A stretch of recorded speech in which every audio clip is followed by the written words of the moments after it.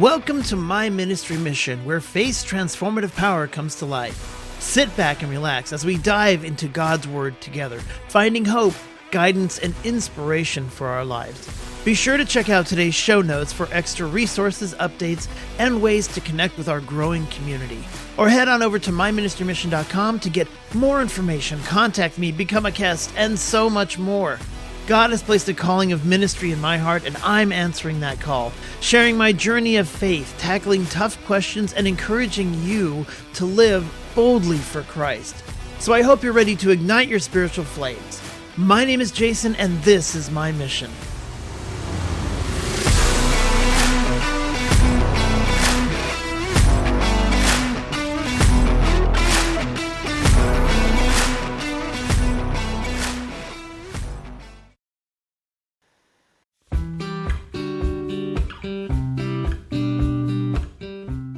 If you're seeking a place to learn and grow in your faith with like-minded believers, look no further. I've created a brand new Discord server called Ministry Mission Fellowship, and it's waiting for you.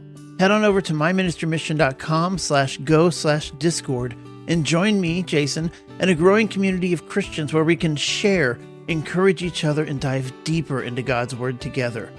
Whether you're new to the faith or have been walking with Christ for years, Ministry Mission Fellowship is a place for fellowship, Bible studies, heartfelt discussions, or maybe just casual conversations with other Christians.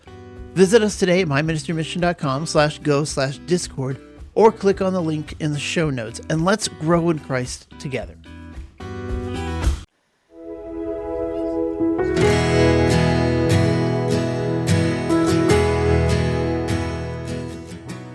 Thank you for listening and welcome to the podcast. I'm your host, Jason McConnell. And today we're stepping into a conversation that bridges the worlds of imagination, perseverance, and divine purpose. One of the beautiful things about faith is how God can take the stories we create, the ones born out of struggle, out of hope, and out of redemption, and he'll use them to point right back to him. And my guest today, Frank Ravanelli, knows that truth all too well. Frank is a storyteller at heart, a writer whose love for adventure and faith intertwines with his debut fantasy novel, hopefully I'll get the name right, Pages of Aduir, Journey to the Peninsia Throne. It's a tale of destiny, courage, of light rising out of darkness, and what makes this story truly inspiring isn't just the pages he's written, it's the journey God led him through to write them. Frank's testimony reminds us that the road to purpose often winds through suffering, yet it's in those valleys that God refines us. And today we're going to talk about how faith sustained Frank through hardships, how creativity became his act of worship, and what it truly means to take up your cross daily, even when life doesn't go the way we plan. You can learn more about Frank by going to his website at frankravanelli.com. That's RAVANELLI.com. He's got a great TikTok channel as well. You can visit. All of this information will be available in this episode's show notes, so be sure to check that out before you're done with this episode. And I know you're dying to get to know him, to learn more, so let's get started with Frank.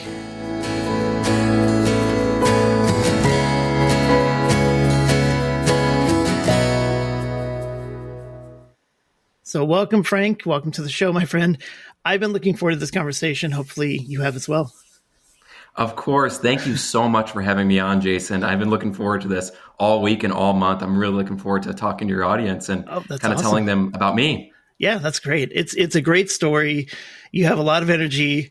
So this is going to be awesome. But yeah, I agree. I like to get started with the favorite Bible verse, and I do this with all the guests. John 15:18 seemed like such a unique choice for me. It's the world hates you. Keep in mind that he hated me first, or that it hated me first. And I mean, how does that speak to you? This Bible verse is so beautiful, and so many people, like myself, sometimes this world rejects you. I might get rejected by someone, a job, a person, and it hurts, or someone might not like you. They don't like your values. They don't like your religion. And it feels like this entire world is coming at you and hating you. But you have to remember, if you love this world, you're loving the world that killed Jesus Christ. So this Bible verse speaks to me all the time because I'm just thinking, wow, I understand that the world hated Jesus first, the most innocent man ever to live. And now I used to not really think about this Bible verse, but it came to me. And now I just always think about it. When I'm down, I understand that it's okay that we are taking up our piece of the cross. Oh, that's amazing. That's true too, because everyone knows I haven't always been a Christian. It's been the last 5 years or so that I converted. Some people come along and they're okay with it, and some people aren't. And you have to be okay with that you may lose friends. You may be ostracized by family. You may have trouble with a job. These are things that are going to happen, and it's part of the cross. It's part of taking up that cross and walking with him. Exactly. Yeah, definitely. That's a great reminder. Now, you grew up in a big Catholic household. You said 5 brothers. I think you were right in the middle. What was that like? It was so much fun. We had so much fun when we were younger. We'd go outside. We'd always play imaginary games. We loved Lord of the Rings. So we're outside playing Lord of the Rings all the time. We'd play all sports together. So we'd play 3-on-3 basketball.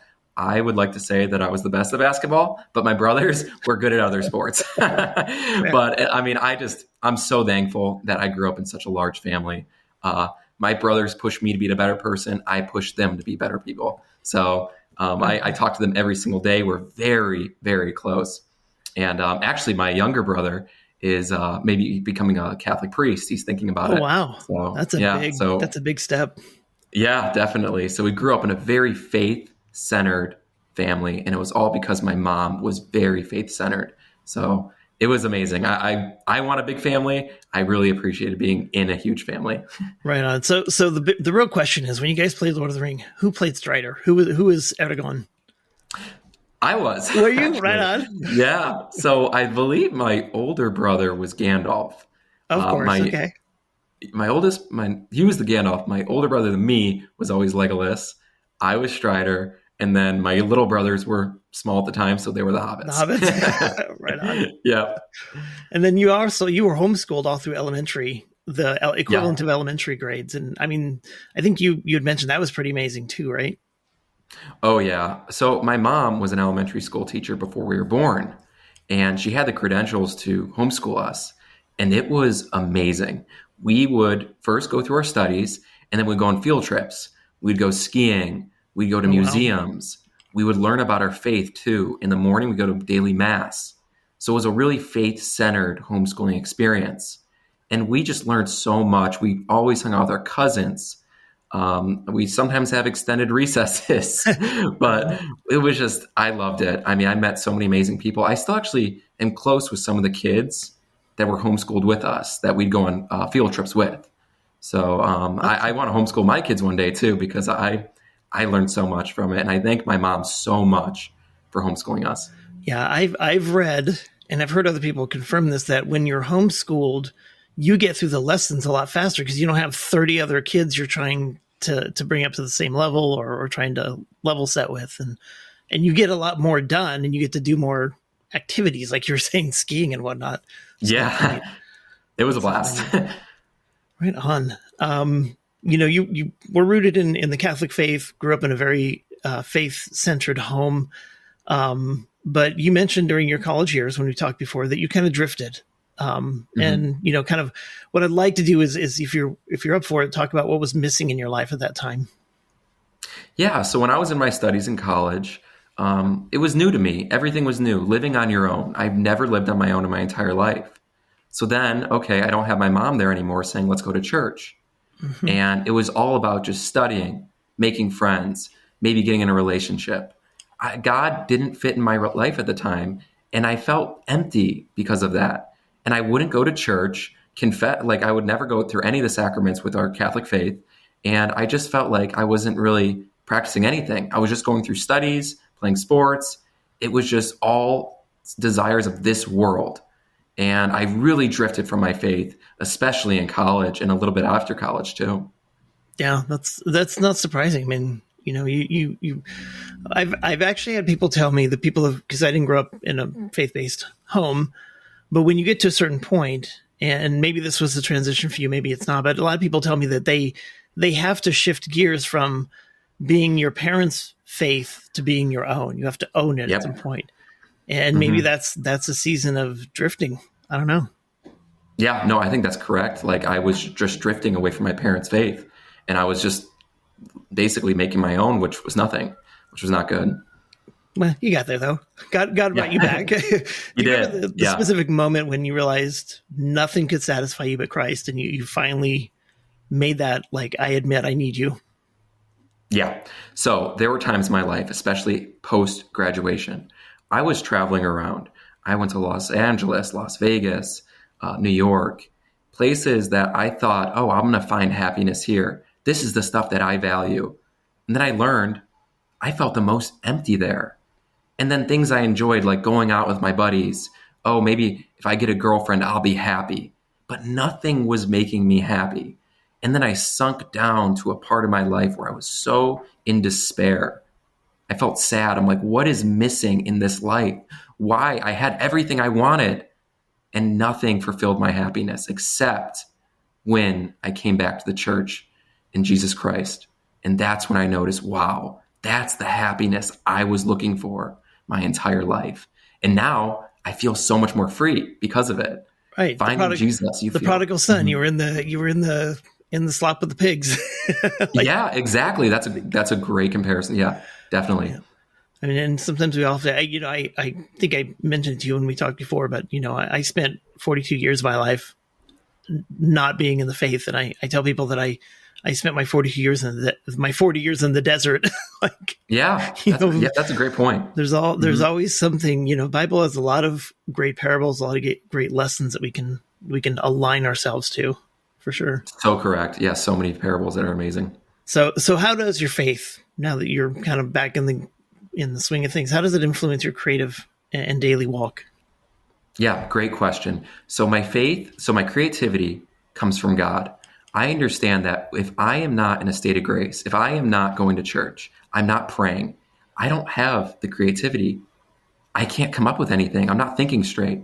But then when I'm praying about it, I'm asking God, help me with my creativity and bring this creativity I have close, make it others, they become closer to God because of it. Like my writing brings others closer to God. And without God, I wouldn't have these gifts of being creative. So I understand that it doesn't come from me. And like I said, even in college, I wasn't creative because I didn't go to church. I wasn't praying. I had no prayer life. So that's how it really shapes my life today. That's awesome. Mm-hmm. So you when we kind of early on in this process, you had mentioned that you wanted to speak through suffering.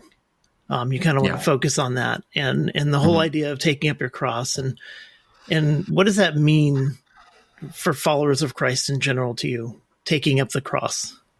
Yep. This is something I did not understand back then, but then I went through so much suffering and I said, why, God? Why am I going through this suffering? And I would waste the suffering almost. I would abandon my cross. I would complain. I would be really angry at God. But now I understand this, that we are helping Christ carry that cross. And we are learning something from this suffering. We can ask God, help me learn something from this suffering. And now when I'm going through trials, tribulations, I understand how beautiful it is because we get to take part in that suffering, in that cross that Jesus carried.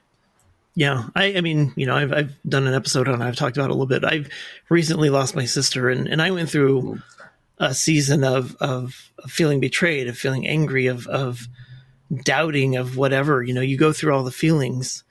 Yeah. And what I took away from that was that if you're angry at God and you're talking to him, if you're frustrated, if you feel betrayed and you're taking it to him, why, God, did you do this? You're still moving to him. Yeah. Exactly. It's when you kind of wash your hands and stop believing, stop taking things to him, you're not even talking to him. That's where you get in trouble. Yeah. So I'm like, okay, well, it's okay to be angry. He can handle it. It's okay to feel betrayed as long as I'm still moving towards him some way. And I think for me, that was an important lesson in terms of suffering and grief. Yeah, definitely. Especially losing someone. I can see how that would be very, very difficult. And sometimes, like you said, we can be angry, but we have to understand, it's taking up our piece of the cross. Yep. So what does the taking up the cross mean for your faith journey? If you don't mind. So for my faith journey, I now understand that, okay, I'm going to go through suffering. I'm getting better. But I understand this, that it's not, maybe my life isn't turning out like I thought, but I understand that God, this is all part of God's plan. I am meant to take up my cross, and I'm going to learn something so beneficial. I'm going to become a better person from taking up my cross. And now this is so beautiful. Now, when I feel like I'm going through suffering, I can now understand, okay, I'm going to learn, I'm going to grow to be a better person. Yeah. And there's still times I'm tempted to abandon my cross, but being connected to Christ, I understand, no, I'm going to become out a better person from this. Yeah, I love that saying. A friend of mine says it all the time. If you want to make God laugh, tell him about your plans. Yeah, that's a very good. Yeah, exactly. Yeah. And I mean, it's funny. I asked this question: why do you think younger generations struggle so much with suffering and purpose? Being that to me, you kind of are the younger generation. Yeah.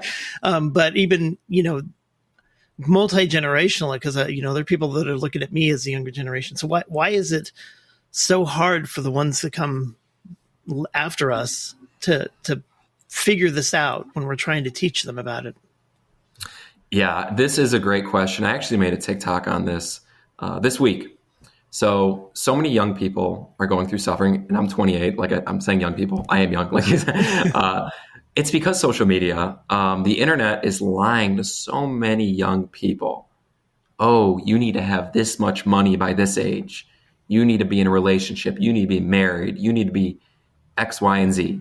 They're being lied to. So it becomes so stressful. And all these young people are like, well, now I'm looking at X so-and-so and they're doing better than me. So then you start comparing lifestyles and then it starts building on, and all of this stuff just makes people fall into despair. And that's why I feel like there's so many young people that are depressed now, because the social media is showing others' lives that look extravagant, that look amazing. And people telling them, and especially bad influential people, will say, you need to do this. If you're a young person, you need to do this. And it's just false. So they're being lied to. And that's why I feel like so many are suffering at the moment. I know so many people are still just, they don't know what to do. And sometimes when I'm out, I try to talk to them about Christ.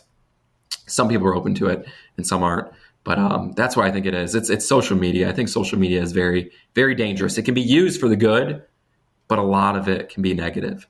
Yeah. So, and that's such a great purpose, because social media has taken keeping up with the Joneses to a global level. Because I mean, I'm hearing the same thing I heard growing up. You need to get a college education. You need a good job. You need to make money. You need to whatever. You need to have all these great things in your life to be happy, to be a functional person in this world. And that was coming from, my culture where I grew up. But now you've got this stuff being fed to you. And, I also saw that a lot of these social media influencers will go out and rent these extravagant houses to record in, and they don't live there. They're like you said, they're lying to you. They're showing you, this is how wonderful my life is. And they live in a studio apartment somewhere. And they're just renting this place for a weekend. It's crazy. Yeah. It's all about getting the most views, the most followers. It's like you said, that's a great comparison, is keeping up with the Joneses. It's like that now. Yeah. And they're just being lied to. And it's sad, because even my younger brothers, they're just in college now. They're like, we don't know what to do out of college. We got to make so much money. We got to buy a house. It's like, relax, live every day in the present. God will handle all of that. And that's what I learned from it. I try to stay off social media. I do run TikTok and I post almost 5 times a day, but I do that just to try to, I like to talk about my faith journey on TikTok. So yeah. And I think it was Apostle Paul. I can't remember the verse, the chapter and verse, but wasn't it Apostle Paul that said, I know what it is to have plenty and I know what it is to have nothing. Yeah. And I can be content in either through my faith in Jesus Christ. Yeah. That's a really good point, because I thought about this too with my job. I understand this, that God, if everything was taken away from me today, I understand that it all came from God. A lot of this, I pray every single day, and I understand that God, if this is your will, then let it be done. And I understand that all this can be taken away, but I will still always have my faith, which is all I need. So, yeah. So what has God taught you about finding peace amid those hardships? Other than, rooted in faith, but there's lessons there. There's ways to stay rooted. I guess that's what I'm looking for. Yeah. So what I've learned in hardships is this. So I've been through a lot of hardships, and some of the times I didn't know what to do. Most of the time I would just abandon it, like I said. And now I learned that, okay, in hardships, go to church and start praying. Our Catholic faith teaches us to pray the rosary. So that's what I like to do a lot. I go to adoration. So those are just the Catholic things we do. And I like doing that. And I learned that that's where I find peace when the world is like basically shouting at me, do this, do this. And that's where I find peace now, is going to church, praying, really listening to God's word, reading the gospel. Because that was something I really did not do when I was younger. I didn't know. I couldn't tell you one Bible verse when I was in college. I couldn't even tell. There was a lot of the things I didn't know anything about. And I felt like it was just like, wow, everything was just opened up now. I understand a lot more. Yeah. And just reading the gospel just teaches me so much. Reading the teachings of Jesus. If you read that, you will become a better person in every aspect of your life. So, absolutely. That's what I learned from it.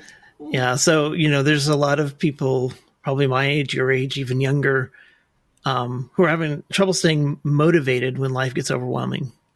What advice would you have for them? Yeah. So motivation, it can be hard. And I can talk about motivation. Like for instance, I'm not motivated to go to the gym most days. I'm not motivated. I'm not motivated to make TikToks every single day. There's a lot of things I'm not motivated to do. Some days I don't even want to pray. I'm just distracted. And I understand this. There's gonna be times you don't want to do stuff. But those are the times you grow the most. The times I go to the gym when I don't want to, that's when I'm growing. The times when I'm praying and really staying dedicated to my faith is when I'm really growing a connection with God.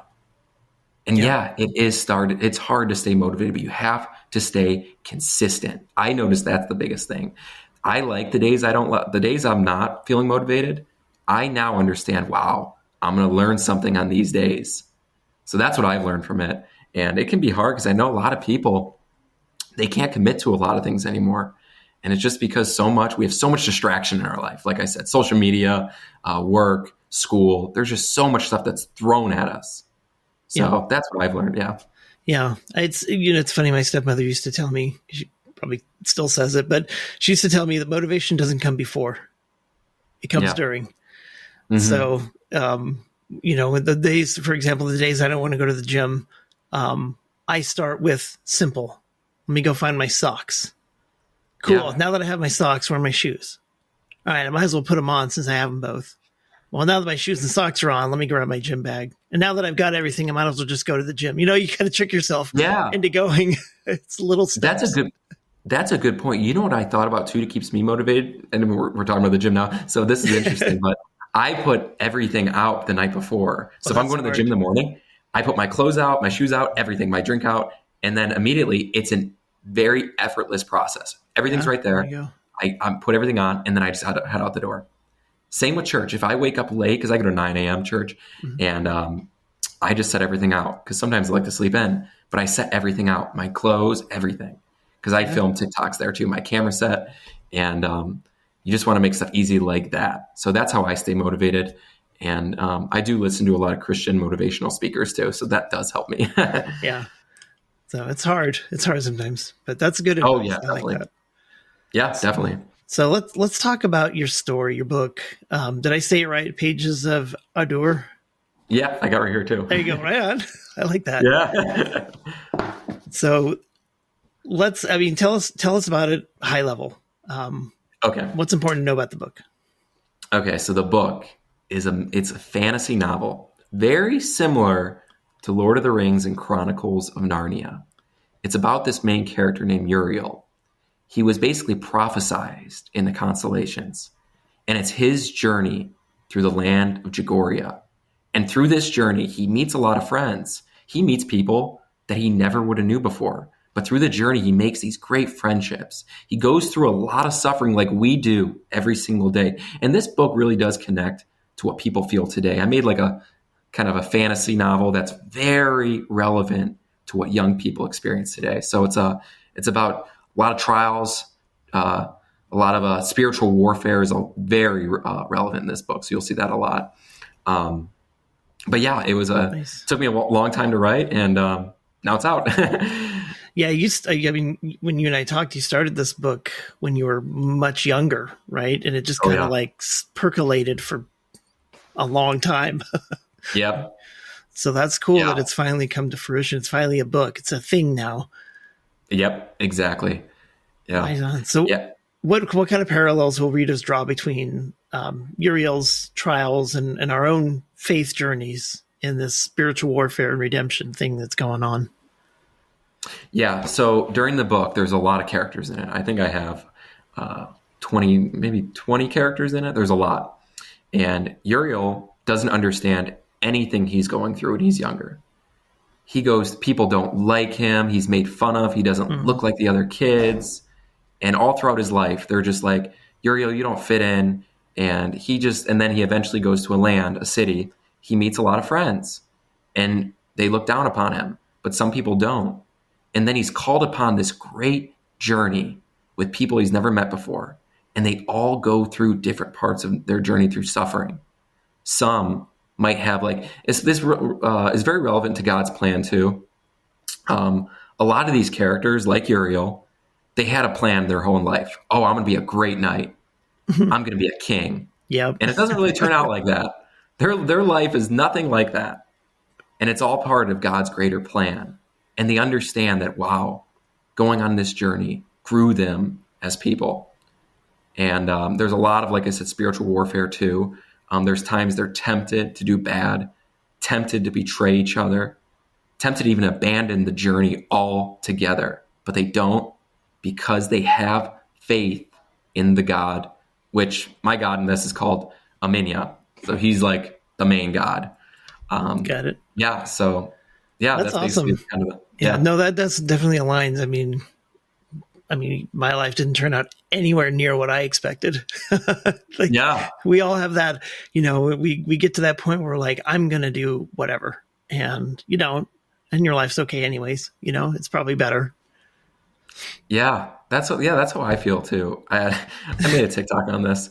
I said, my life didn't turn out like I thought. I thought I would have been married by now with like 8 kids, maybe not 8 kids, but I thought I'd be married now with like a big family. And I'm not. So, but I trust in God, and I know that this is for the greater good, and something will come. Right on. So, yeah. All right. So, you mentioned that you did put this topic down for a while. Yeah. I guess the question I have is, what role did the Holy Spirit play in helping you finish this story after years of what we could, I guess, call writer's block? Yeah, so I think I started this when I was young. I had this idea.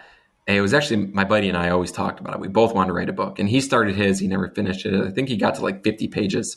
But I was in college, so I was writing. Nothing really made sense what I was writing. No faith was tied into the story at all. So this was just a fantasy novel. I was going to have a lot of things I didn't like about it. I was going to have a lot of gore in it, and it was just stuff that today I look at, I'm like, I would never write about that. And through all these trials, I went through times where I was so down in my life after college. And I remember that I went through like a really, really tough patch, and I didn't know what to do. And I was waking up every day and I was just, wow, my life is, I don't know what to do anymore. Like there's just no purpose to any of this. And I started going back to church because my mom wanted me to. She felt like I was not being myself. And then I started praying like, God, what should I do with this life? Then the Holy Spirit came to me one day and said, write this book. And I'm like, whoa. It was like a light bulb just went off. I'm like, I need to write a book. I start calling everybody. Yeah. I started literally calling everybody. I said, I need to write a book. And a lot of people thought I was crazy. Writing a book, Frank, you were a marketing major.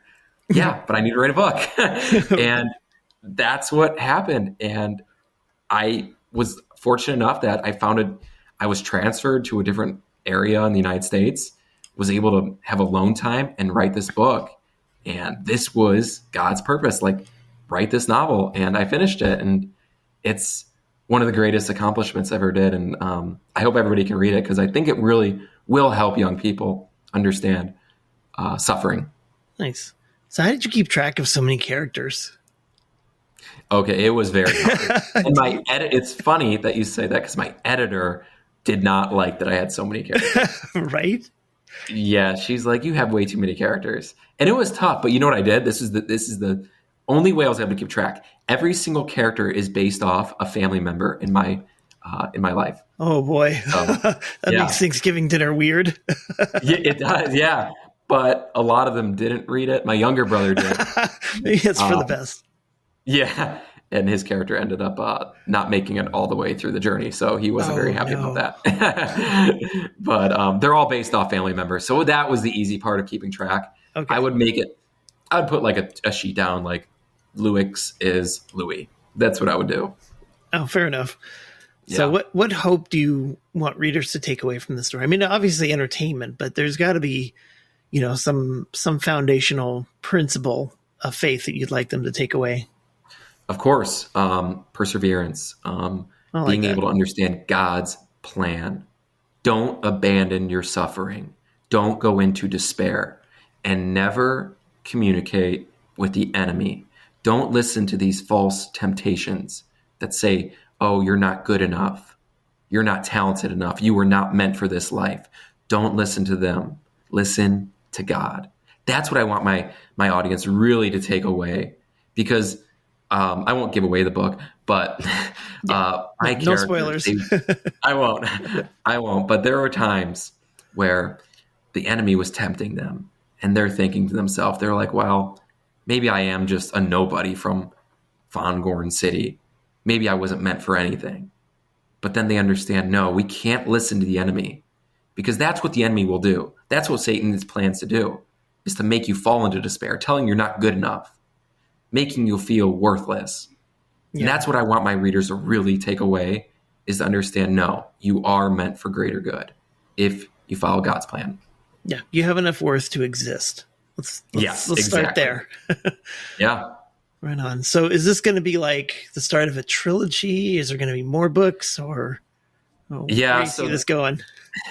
It's tough to write. I mean, I remember writing when I was just on a roll back when I lived in Charlotte. I was writing like 6 pages a night, and I really want to make this a trilogy. I thought about 6 books, but there is so much I can do with this. The hard part is just really, I want to dive into different characters' point of view, and each character is going to have their own point of view. Okay. Basically, they're going to have their own journey. So if I do that, it can be 5 books. I want to start writing too soon. Yeah, but 3 books. I really want to make it 3 books, but it might be difficult. Yeah, no, I liked, so I'm a big fan of the Dragonlance world. If you're into any kind of fantasy thing, it's but they have the Chronicles trilogy, and then they have the Legends trilogy. So they have a ton of books in the series now in this world, but a lot of them are in like trilogy format. So have a trilogy that has a specific theme, and then you go to a different story with similar characters or different characters, and I don't know. Maybe this will turn into a huge thing. Maybe you get a movie someday. Yeah, I have to look into that. Yeah, that'd be really interesting. A movie would be awesome. I mean, that would be the goal, but who knows? Right? Maybe like a Netflix series. I don't know. If you watch, I think there's a Angel Studios. They have stuff like that, and maybe it can be released on there. More of like a Christian Catholic. There you go. That'd be cool. Series. Who knows? Yeah, that'd be awesome. That would be awesome. Yeah. So, well, Frank, thank you so much for having this conversation today. Any final words or thoughts you have for the listeners listening today? Yeah, so I really, again, appreciate being on here. It was excellent. I really enjoyed our conversation. I would tell the viewers, if you want to contact me ever, you can follow my TikTok, Fantasy Frankie, and embrace and take up your cross. That's the biggest thing in life.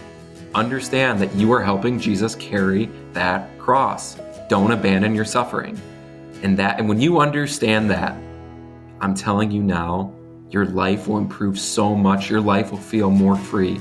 Because I would never go back to that life I was in. I don't want to. It doesn't even appeal to me anymore. When you find Christ, you'll understand, wow, this life is beautiful. Yeah, you finally get it. That's just amazing. Thank you so much, Frank. God bless you, and I hope we get to stay in touch. Yeah, God bless you too, Jason. I appreciate it. Yep. So that was Frank Ravanelli, author of Pages of the Aduir, Journey to the Peninsia Throne. More than just a novel, it's an experience. Christ-inspired journey. Be sure to check out the details of my show notes for that, for his TikTok. It sounds like he's got some great stuff out there in a world full of social media junk. Go look for something good. Go look for Frank and his TikTok and whatever else you can find out there. I believe he has a YouTube as well. The TikTok seems to be more popular, but feel free to look for him everywhere. Until next time, keep loving your neighbors, dive into God's word daily, and may the Lord bless you and keep you and fill you with his peace.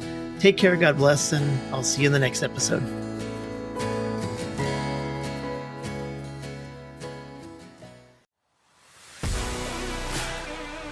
You've just finished listening to the My Ministry Mission podcast, where faith's transformative power comes to life. Please be sure to like and subscribe this podcast on your favorite app so you never miss an episode. Also, be sure to check out today's show notes for great links and information you may have missed. Have a blessed week, and we'll see you next time.